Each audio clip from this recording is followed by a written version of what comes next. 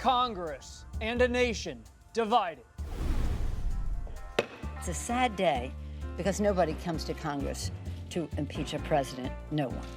A historic House vote formalizes impeachment proceedings against President Trump as evidence mounts about a possible quid pro quo and as more officials are called to testify. The president and Republicans respond with fury. You can't impeach a president who did nothing wrong. You can't impeach a president that has the greatest economy in the history of our nation. Trying to put a ribbon on a sham process doesn't make it any less of a sham. Next. This is Washington Week. Once again, from Washington, moderator Robert Costa.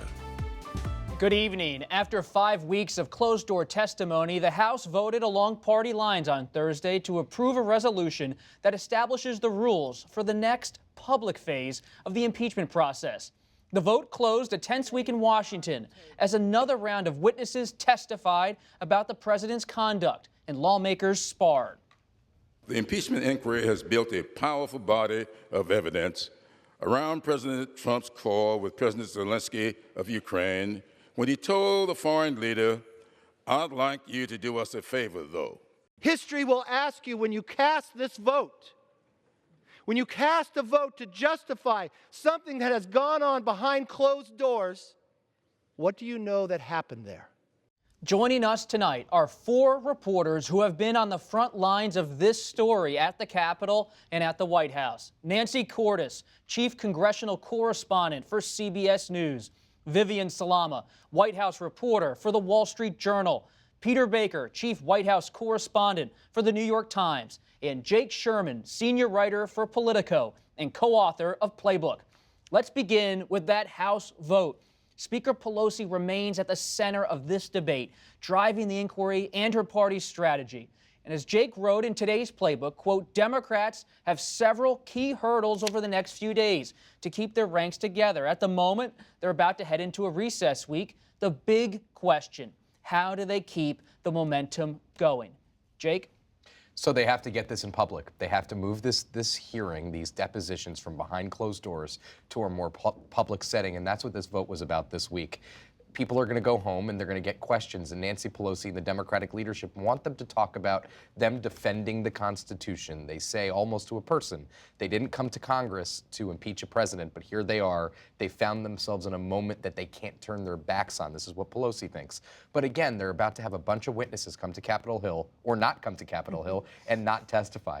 And that's a challenge for Pelosi over the next week to keep the drumbeat up. But I think today, Pelosi in New York, speaking to Bloomberg, said there will be hearings this month. So it's going to be a big month. Nancy, what are you hearing about the scheduling and the timing? I think Jake's absolutely right about how quickly they want to move, even as they schedule about a dozen depositions for next week. I think a lot of those individuals won't show up. They're also going to be starting to release the transcripts of the 13 depositions they've already done as early as the first part of next week. And we could get word next week about public hearings that they'd like to start holding the week after that. A few big blockbuster public hearings in the House Intelligence Committee as they try to lay out this story, a pressure campaign on the Ukrainian government through the words and the narratives of the diplomats and White House officials who lived through it.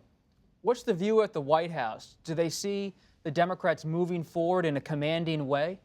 I think this reminds me actually of the day that Bill Clinton was impeached in December 1998. And after the vote, at the end of the day, and he had the House Democrats rallying behind him, one of his aides, Doug Sosnick, walked into the office of another aide and said, you know what, except for being impeached, this is kind of a good day. And that's how I think it was for President Trump this week. Except for the fact that this vote indicated he will be impeached, it was a pretty good day because he held his Republicans together. It means that it's going to be a party line impeachment absent some dramatic change in the environment, some public hearing that changes our understanding, some explosive evidence we haven't seen yet.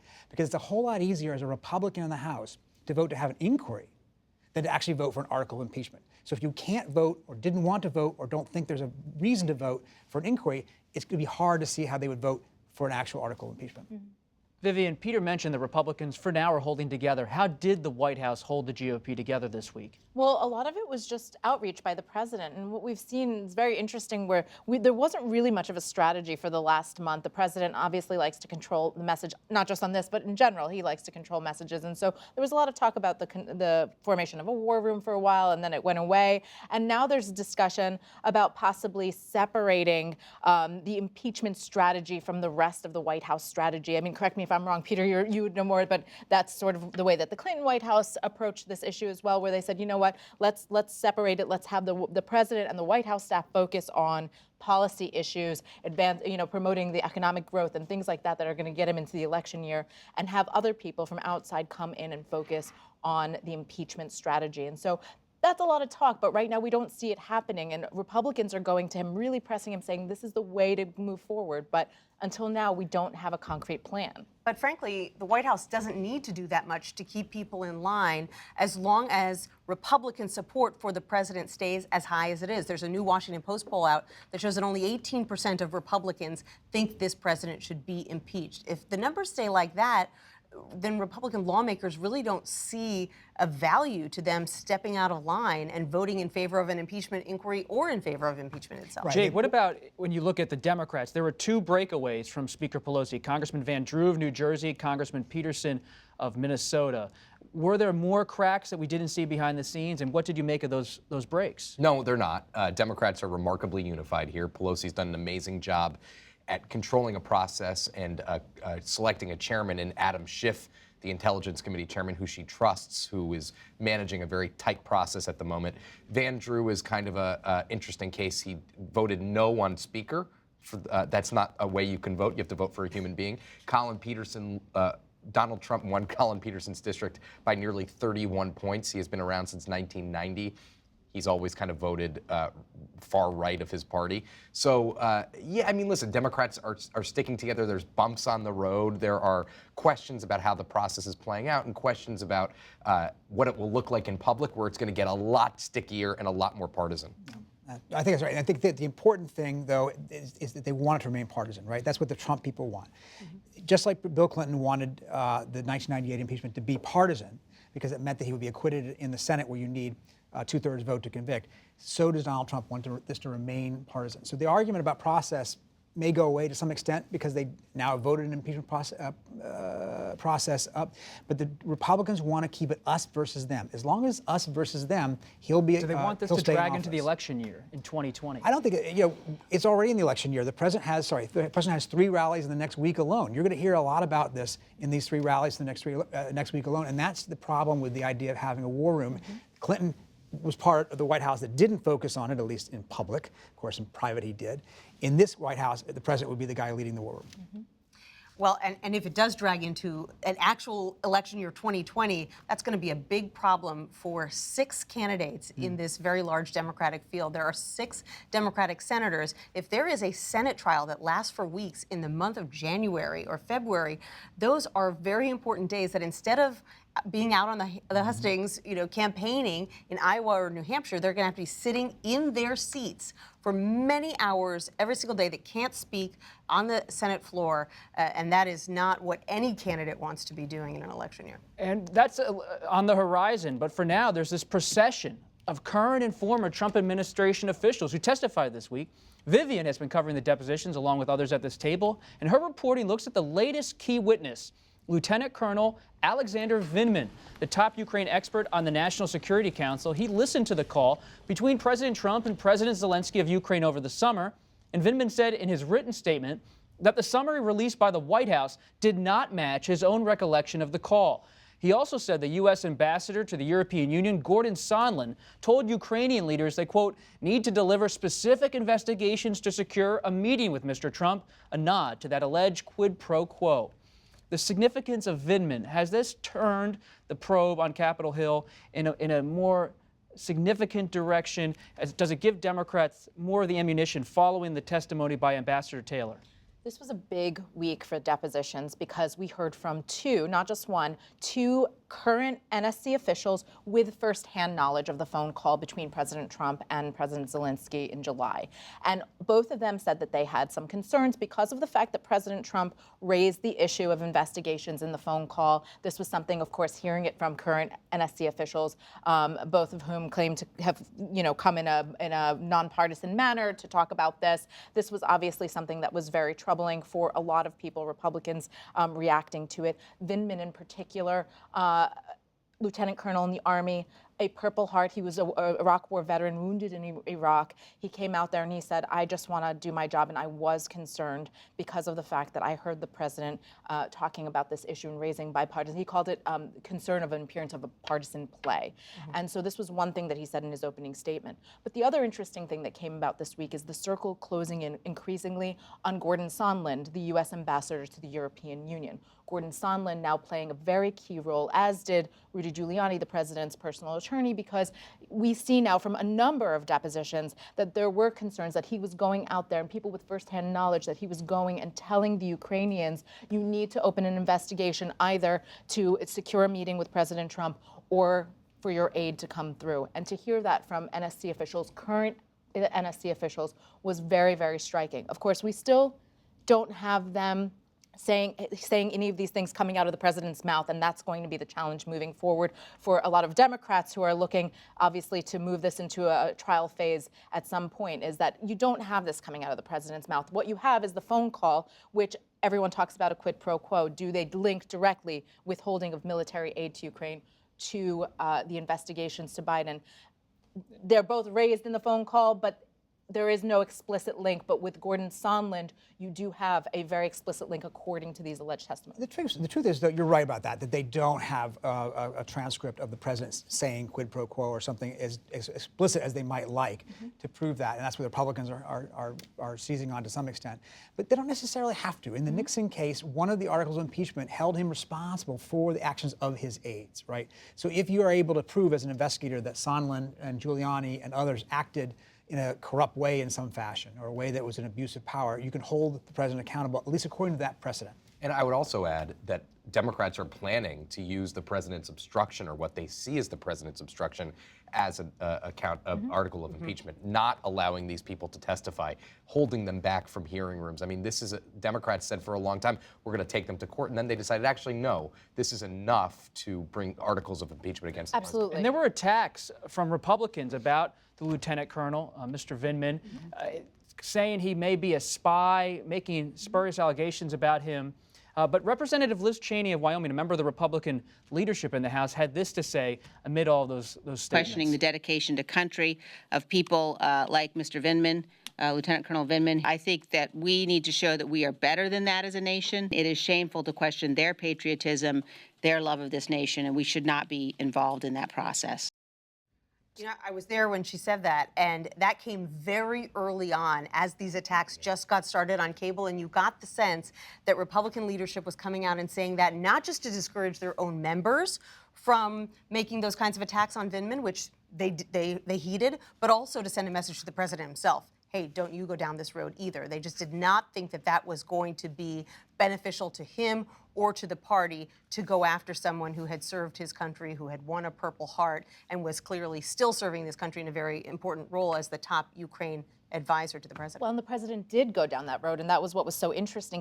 The next day he was tweeting calling Vindman, not by name, but calling him a never Trumper, and this has been the strategy that he's taken, where he's saying, okay, so they're serving in the administration, maybe they're not Democrats, but they're never Trumpers, and that's the defense that he's taken against these people. That's the strategy from the White House. That's the attack. But when you step back, Jake, and you think about, is there any contesting of the facts here? Official after official, ambassador after ambassador, keeps laying out what it appears to be an alleged quid pro quo on the president's part, military aid to Ukraine in exchange for an investigation. How does the House see those facts assembling, and what's the White House's response to the substance of all of this? That's the interesting thing about this case, right? I mean, Democrats and Republicans kind of agree on a basic set of facts that the president had this call with the leader of Ukraine and asked him to investigate Joe Biden. Now, Republicans say there's nothing wrong with that. All of government and all of politics is a quid pro quo. He wasn't asking them to do anything illegal. He wasn't doing anything illegal. And Democrats say, no, actually, this is really bad. This is not what presidents should be doing. And this is a high crime and misdemeanor. And that's the interesting thing here is that with every testimony, you're just getting more color about an episode that we kind of already know the broad outlines of. So if Mr. Morrison, Tim Morrison, the top Russia expert on the National Security Council who testified about Sondland, if you have Lieutenant Colonel Vindman move to this public phase, does that change the dynamic among Republicans?